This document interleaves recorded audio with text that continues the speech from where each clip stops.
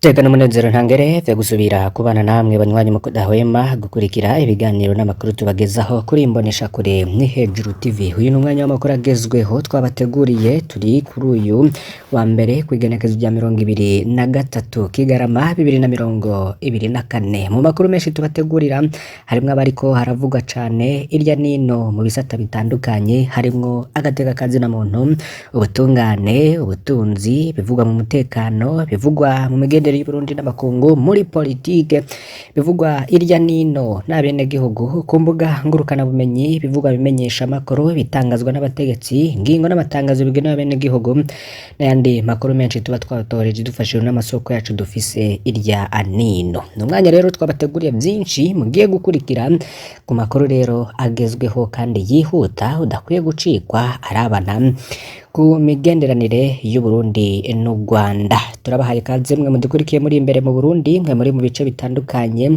ku mugabane wa Afrika, mwe mudukurikiye muri ku migabane ya kure, namwe turabahaye kaze, turazi ko mudahwema gukurikira ivyo tubagezako. Umunyamakuru w'umurundi Bob Rugurika akaba yanyegeruye aho ingingo y'igihugu c'u Burundi yo kugara imipaka igihuza n'u Rwanda yoba yaraturutse ku migambi mibisha ubutegetsi bwa Varisito Ndayishimiye bufitiye igihugu c'u Rwanda, irimo no gushaka gukurako ubutegetsi bw'u Rwanda. Muri aya makuru nivyo tugiye kwibandamwo, ariko kandi turaza gushimikira ku vyatangajwe na Bob Rugurika mu kiganiro yoba yaragize kuri Igicaniro TV. Harimwo rero amakuru ateye ubwoba kandi ahambaye cyane, nivyo rero tuza kubagezaho ku buryo burambuye. Ni ku mutekano w'Uburundi n'u Rwanda, ku migenderanire y'ivyo bihugu vyompi. Vyona kuri subscribe canke sabone ni utari wafyondako, wibuke no kubisangiza bagenzi bawe kugira badacikwa n'amakuru tubagezaho. Kugara imipaka ihuza igihugu c'u Burundi n'igihugu c'u Rwanda vyoba vyarakurikiwe n'amajambo akomeye ya Perezida Varisito Ndayishimiye, watangaje ko azokora ibishoboka vyose agafasha urwaruka rw'u Rwanda kwibohora ubutegetsi bubi. Ntivyatevye ingabo z'u Burundi zatanguye kuja ku bwinshi mu mashamba yo mu buseruko bwa Repubulika Iharanira Rusange ya Kongo, kwifatikanya n'iza Repubulika Iharanira Rusange ya Kongo FARDC hamwe na FDLR mu ntambara boba bahanganyemwo na M23. Umenyesha amakuru Murundi Bob Rugurika ubwo ari mu kiganiro kuri Igicaniro TV akaba yaragaragaje ko kuva mu myaka iheze ubutegetsi bw'u Burundi burongowe na CNDD-FDD bwoba bwarahoranye imigambi mibisha yo guhirika canke gutembagaza ubutegetsi bw'u Rwanda binyuze mu gutera inkunga ndetse no gufatikanya na FDLR. Bob Rugurika yagize ati, bifuje kuva kera kugira nabi leta y'u Rwanda, bifuje kuva kera kugira nabi igihugu c'u Rwanda, nebuka ndi Burundi naranabizize. Hari abantu bapfuye Burundi b'abarundi bazira politike mbi cane ya CNDD-FDD yashaka gukorera u Rwanda, niko Bob Rugurika yoba yaratangaje. Akaba rero yarabandanije agira ati, n'umuhisi Manirumva yahoze ari umuyobozi Murantonge, yahoze ari icegera c'ubuyobozi bw'umuryango Olukome, n'umuryango rero urwanya ibiture mu Burundi, yishwe muri 2009 azira ko yagiye mu gipolisi kubaza ati, izi ntwaro tubona zivuye mu bahanga, ari inkorero zavanwa muri Malaysia na Sudani. Ati, izi nkoho ziza zikanyura aha i Burundi tukabona bikomereje muri Kongo, zoba zisiguye iki ko tubona zishuwe n'amafaranga y'u Burundi? Ubu bahise rero bamwica, niko Bob Rugurika yatangaje. Yahamije ko nawe yari yaramaze no gukora iperereza ku nkoho Burundi bwaguriraga umutwe wa FDLR, aho yagize ati, mbere yuko bamwica nari narakoze amatohoza kuri ico kibazo c'inkoho zaje zivuye muri Malaysia, konteneri zibiri zica ku kibuga c'indege i Bujumbura zigiye muri Kongo.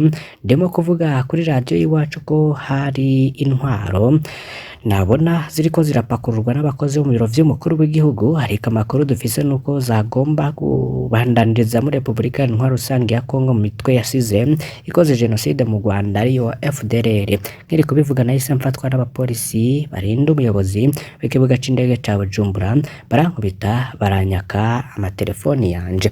Umumenyesha makuru rero akaba yemeza neza ko kuva muri ico gihe imipaka hagati y'u Rwanda n'u Burundi yari yugaye mu mitima y'abategetsi b'u Burundi, aho Bob Rugurika yagize ati CNDD-FDD yafunze imipaka yayo hagati y'u Rwanda kuva kera. Ibi rero twabonye ni ingaruka mbi z'urwanko ruri mu mitima y'abategetsi ba CNDD-FDD ziri kugira ingaruka ku Barundi, ku Banyarwanda no ku bagenzi ba Afurika n'amakungu. Asigura ko iyo mipaka yo mu mitima y'abantu yo ifunguye aribwo abantu babana mu mahoro bakishira bakizana ibihugu, ndetse bikaba bishobora no gusangira byinshi, politike zavyo z'ubutunzi zikareba mu nyungu za bose, kandi n'imigenderanire nayo igashinga imizi. Ngo boba barugaye imipaka ngo bacure imigambi mibisha ko ata munyarwanda uhakandagira. Bob Rugurika rero akaba yaragaragaje ko kugara imipaka ihuza impande zompi biba bifise ingaruka ku butunzi bw'ibihugu vyompi, ariko ubutegetsi bw'u Burundi bwoba bwarahisemwo iyo ngingo ngo bushobore gucura imigambi mibisha mw'ibanga rikomeye cane. Bob Rugurika akagira ati barimo gukora ibintu bibi cane bijanye n'ibishobora kuzajana umutekano w'akarere ahantu habi, kuko biriya vyo kugara imipaka aravuga ngo reka ibintu dushaka gukora tubikore abanyarwanda batabizi, n'abanyarwanda bari kuza mu Burundi ngo babimenye. Bari gufata abantu basize bakoze jenoside mu Rwanda, bariya bo muri FDLR uyu munsi bari kwimuka bava mu buseruko bwa Repubulika Iharanira Rusange ya Kongo bimukira i Burundi, niho bari kugura amatungo, niho bari kugura rero ibibanza i Burundi, niho bari kugura amasambu. Ndayishimira vyivugiye ko bashaka guhindura ubutegetsi mu Rwanda. Yameje ko leta y'u Burundi rero yiganjemwo abayobozi boba baramunzwe n'ingangabitekerezo y'amacakubiri, ku buryo ngiyo bavuze ko bashaka gutemagaza ubutegetsi bwa Perezida Kagame bavuga ko ari ubutegetsi bw'abatutsi bashaka gukuraho. Bob Rugurika akagira ati bigaruka kuri ya mvugo ya Varisito Ndayishimiye yavuze ati mu Rwanda twe ntitwanga abanyarwanda, twankuyoboye u Rwanda. Kuri bo iyo bavuga Perezida Kagame mu butumwa bwabo baba bavuga ngo uriya mututsi, buriya butegetsi bw'abatutsi nico baba basigura. Ivyo ni Bob Rugurika yoba yarabitangaje. Guhagarika rero igikorane yari gasopa. Rugurika rero yagaragaje ko kuba bafata igikorane c'umuvugabutumwa w'umunyarwanda bagihagarika mu buryo nk'ubwo babigenje ari ubutumwa baba baha abenegihugu, cane cane babereka ko igiturutse mu Rwanda cose camirigwa kure. Bob Rugurika akagira ati leta kugira ngo itange ubutumwa buvuga ngo reka tubereke ko atari vya vuba kugirana imigeneranire myiza n'u Rwanda n'uyu muntu tubisubiza inyuma ya biriya bikorwa, rero hari n'ubutumwa buvuga ko ngo ntihakabe igikorwa c'umuntu aturutse mu Rwanda. Inavuze rero ku kibazo c'ibiziga vyoba vyarigeze kuboneka mu kiyaga ca Rweru muri 2014, akaba rero yemeza ko ari ubuyobozi bw'u Burundi bwashizemwo ivyo biziga bugamije gusa no guharabika u Rwanda. Bob Rugurika rero akaba yarashimangiye ko ubutegetsi bw'u Burundi bubona ubutegetsi bwa Kagame nk'umwanzi uzobubuza gushira mu bikorwa imigambi ngengabitekerezo ya jenoside bufise. Bob Rugurika ati dukwiye gushira imbaraga nyinshi ku bigiye kuba canke ku bishobora kuzoba mu minsi iri imbere, kuko biriya tubona vyo kugara imipaka, kwangira abavuga butumwa n'abakozi b'Imana gukora ibikorane, biriya ni ibintu bitya mu migambi CNDD-FDD bafise. Ni ibintu biri kuba kuko i Burundi hari kubera inama z'abantu bashaka gutera u Rwanda bari mu kibira c'u Burundi gihana imbibe na Nyungwe, niho rero bakorera amanama, niho bakorera n'imyimenyerezo ya gisirikare. Ngabo bashaka gutera u Rwanda bari mu mitwe ya FLN, bari no mu birindiro bimwe basangiye n'abasirikare b'abarundi, bari no mu magroupe amwe. Urumva ko rero hari ibigiye kuba n'ibishobora kuba ari vyo niyumvira ko abantu bagakwiye gushiramwo imbaraga bagakurikirana hafi kugira ngo nambara canke ngengabitekerezo ya jenoside ivyo yakoze mu karere ntibizongere kuba. Agaragaza rero impungenge z'uko uburyo Perezida Tshisekedi na Varisito Ndayishimiye batekereza gukuraho ubutegetsi bw'u Rwanda binyuze mu kongera gukora jenoside nk'uko biri gukorwa mu buseruko bwa Repubulika Iharanira Rusange ya Kongo.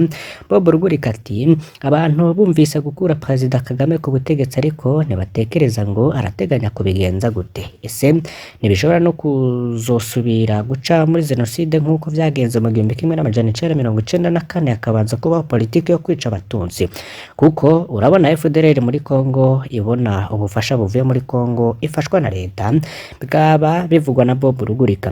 Bivuga ko rero Burundi bufise abasirikare barirwa mu bihumbi mu buseruko bwa Repubulika Iharanira Rusange ya Kongo bufatikana n'ingabo za FARDC, FDLR, Wazalendo, abacancuro b'iburaya n'indi mitwe yitwaje intwaro bakorana mu kurwanya umutwe wa M23. Ivyo rero nivyo Bob Rugurika yoba yaratangaje, ariko namwe mwumviye ko harimwo amakuru akomeye cane. Mu bindi rero bishasha, hari ikinyamakuru citwa Romanda gihejeje gutangaza inkuru zibihejeje gufatwamwo ingingo, ariko imbere yaho tubabwire ko abantu 5 baba baraye bapfuye baturiwe mu modoka ku Musaga muri iryo sanganya ryabaye ku muhingamo kuwa Mungu igenekerezo rya 22 Kigarama 2024. Abantu 5 barapfuye, abandi 14 barakomereka cane aho mu bumanuko bw'igisagara ca Bujumbura muri zone ya Musaga muri komine Muha. Imodoka mu bwoko bwa Hiace yariko iramanuka yacitse amafire igeze aho bita mu Kamesa ikigonga indi modoka yo mu bwoko bwa Fuso yari ipakiye amakara. Ubwo nyene iyo Hiace ica yadukamwo umuriro. Abakenyezi 2, umwana umwe, umugabo hamwe n'umushoferi w'iyo Hiace bakaba aribo bahasize ubuzima nk'uko amakuru itororokanizo ry'amakuru Romanda yaronse abimenyesha. Sovetro Mining Limited niryo shiramwe rishobora guhabwa uruhusha rwo gucukura ubutare muri komine Busoni mu ntara ya Kirundo. Inama cikiranganje idasanzwe yakoranye kuri wa mbere irongowe n'umukuru w'igihugu cy'u Burundi Varisito Ndayishimiye yize integuro y'itegeko ry'umukuru w'igihugu rizoha ububasha iryo shiramwe gucukura ubutare bwa kasiterite, kolombo, tantalite n'ibindi bifitaniye isano. Yandi makuru hagiye atandukanye nk'uko twabibateguriye, mu ntara ya Rumonge muri komine Rumonge haravugwa urupfu rubabaje rw'umunyagihugu. Ese ni bande bagandaguye Mutama yitwa Bahati? Hari ikiziga c'Umutama yitwa Bahati catowe ejo hahise kw'igerekezo rya 27 kwezi kwa 11 ku mutumba Gashasha aho benshi bita Karunda muri zone Kigwena. Ikiziga c'Umutama y'imyaka ishika 70 catowe hafi y'umurima w'ibigazi uri kuri uwo mutumba wa Gashasha hafi y'uruzi bita Buhinda neza na neza munsi y'ibarabara rikuru Route Nationale 3 Bujumbura Makamba. Bahati yari Umutama avuka muri komine n'intara ya Bururi, hakaba yakora akazi ko kurarira ibigazi kuri uwo mutumba wa Gashasha. Babonye ikiziga ca Bahati rero bakavuga ko yagandaguye mu ijoro rya hirya y'ejo kw'igenekerezo rya 26. Kubwabo babibonye ico kiziga abagandaguye Bahati baramunize nk'uko ikiziga ciwe ataruguma cari gifise. Bahati rero iyo barayagandaguye avuye gusuma ibyo afungura, kuko hamande ikiziga ciwe hari ibifungurwa bisanzaye bigizwe n'inyanya be n'imboga bita rengarenga harimwo n'itoroshi yakoresha. Nyuma yo kubona ico kiziga rero abanyagihugu barahamagaye babarongoye. Nyamiramabi wa peje yitwa Jonathan akorera muri iyo zone yarashitse ari ikiziga ari kumwe n'umukuru w'umutumba Nagijimana Frida be n'umukuru wa zone Kigwena nije imbere y'Inosa. Peje rero yaragerageje kurondera ibiranga umunyagihugu mu mifuko y'impuzu yari yambaye, bamusanganye amafaranga y'amarundi 31,000.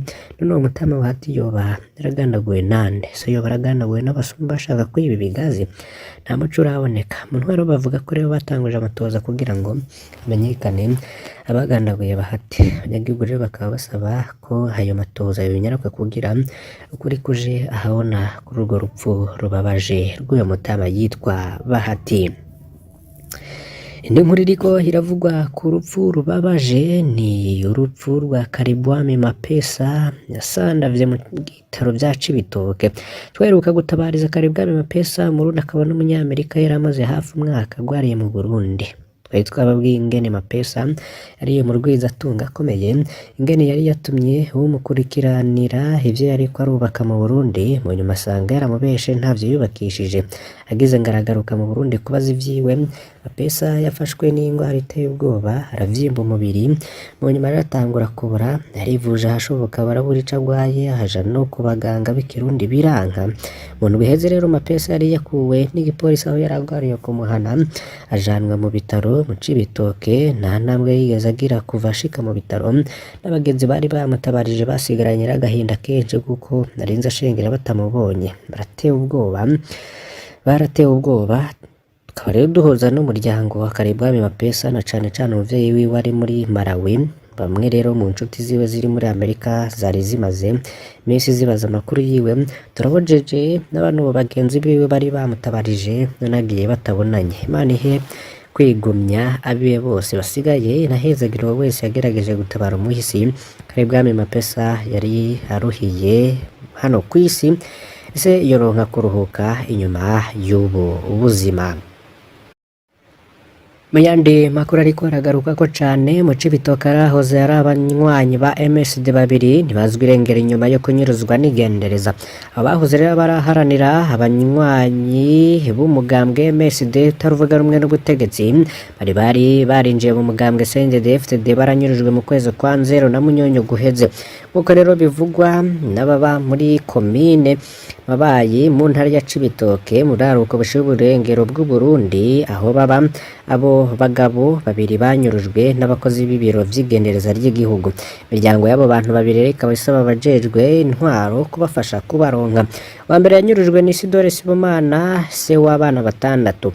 Umuforomari akaba anarongoye ivuriro ritoya rya Nyarusebeye mu gace ka Butahana muri komine Mabayi, yanyurujwe ku wa 18 Nzero nk'isaha 4 z'ijoro.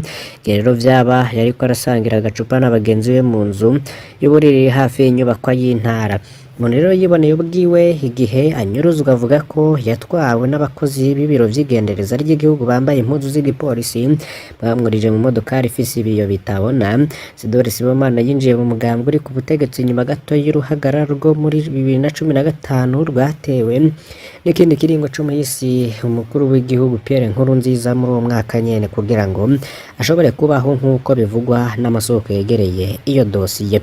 Wa kabiri ni Christophe Niyimporera atazirwa Kibada, ubwo mwigisha rero mu ishure ryisumbuye mu Gasarabuye Mabayi yanyurujwe gihe yari muri hoteli y'umupolisi Colonel Jerome Bibogora, avugwa mu bikorwa byinshi byo guhohotera no kwica abatavuga rumwe n'ubutegetsi. Arongoye igipolisi mu karere kagizwe n'intara z'ubumanuko, iyo hoteli y'uri ku mugwa mukuru w'intara ya Cibitoke.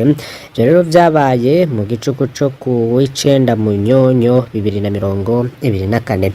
Cyo kimwe n'uwo bari kumwe, abagabo bambaye impuzu z'igipolisi nibo bamenyeruje babanje kumukubagura. N'Imporera nawe nyene baramujanye mu modoka ifise ibiyo bitabona. Amasoko yegereye dosiye rero akemeza ko abo bantu babiri bari bahoze ari abatavuga rumwe n'ubutegetsi banyurujwe n'abakozi b'igisata c'igihugu c'iperereza bafatikanije n'imbonerakure.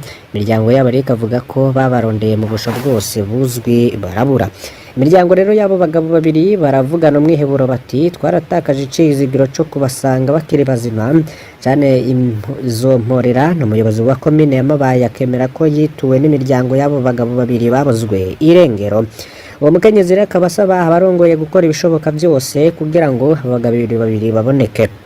Umundongozi rero zo muri ako gace adashima ko umwidondoro w'umenyekana yabwiye ikinyamakuru SOS Media Burundi ko mahirwe yo kubasanga bakiri bazima ari make cyane. Umuhari MSD ni Mouvement pour la Solidarité et la Démocratie warahagaritswe mu Burundi kuva muri Ndamukiza 2017. Umukuru wa Alexis Nduhije yahora ari umunyamakuru bari mu buhungiro, kewa kafise uruhara mu ishingwa ry'umuhari Red Tabara, umuhari w'abitwaje ibigwanisho bakomoka mu Burundi ucumbitswe muri Nord Kivu, kaba huri ku rutonde rwa leta y'u Burundi rw'imirwi iterabwoba. Alexis Nduhije akaba yiyamirije ivyo yagirizwa. Nayo mu yandi makuru rero ariko aravugwa mu ntara ya Kayanza, abagabo nabo barakorwa ko nihohoterwa rifatiye ku gitsina. Ishiramwe ryitwa abagabo mu gahinda ryiyamiriza amabi abagabo bagirirwa mu ntara ya Kayanza muri aruko rw'u Burundi. abagabo bashika 50 nibo bashikiwe n'ihohoterwa rifatiye ku gitsina hagati ya Mukakaro na Gitugutu 2024 nk'uko iryo shirahamwe rivyerekana. Ivyo bikomezwa n'umuco w'abarundi rero utemerera ko abagabo bashikiwe n'iryo hohoterwa biyerekana, uko rero bivugwa na Boniface Nduwimana, mukuru w'ishiramwe abagabo mu gahinda. Bahitamwo rero kunuma kubera ubwoba bw'uwo bokumirwa. Umugabo rero akaba akubitwa n'umugore we mwijoro, ntashobora kuvuga ukuri kubera ubwoba bwo kwisuzugura. Yabajijwe mu gitondo n'ababanyi yishura ko yiduduye ku ruhome. Abagabo bake rero nibo bashobora kwiyamiriza ayo mabi, niko Nduwimana yidoga. Ishirahamwe ryiwe ritomora ko abagabo benshi bakorwa ko amabi yo mu ngo bahereza kwiyahura. Akaba asaba abagabo rero kuva mu gaciro biyamiriza abagabo babo bariko bakorerwa buri munsi. Mu Burundi amategeko agenga gukingira uburenganzira bwa kiremwamuntu asa n'ashigikiye cane abakenyezi. Ku bwa Boniface Nduwimana, bafise umunsi wo kurwanya ihohoterwa rifatiye ku gitsina, bafise banki uretse amashirahamwe menshi aharanira uburenganzira bwabo, niko abivuga. Iyo ngo umugabo rero akorewe amabi afatiye ku gitsina ntashobora kwitura amashirahamwe y'abakenyezi kuko nawe nyene aramukumira cane. Nico gituma ngo dusaba ko habaho umunsi wahariwe umugabo, niko Boniface Nduwimana avuga.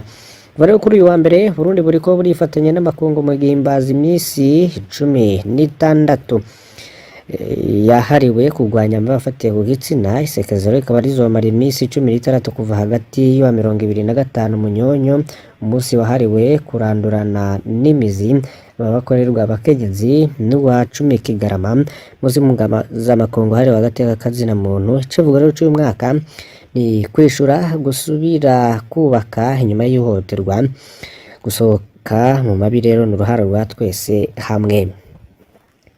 Tukengurukiye mwe mwese mudahwema gukurikira amakuru n'ibiganiro tubagezaho. Mbasabe kugira ngo ntimuze gucikwa n'ayandi makuru menshi tuza kubagezako mu masaha ari imbere no mu minsi izokurikira. Imana ibahezagire. Ni kuri Imboneshakure ya Hejuru TV. Niba rero utarafyondako ndasubiramwo ufyonde ko kugira ngo uje uronke ibiganiro n'amakuru vyacu uri mu bambere.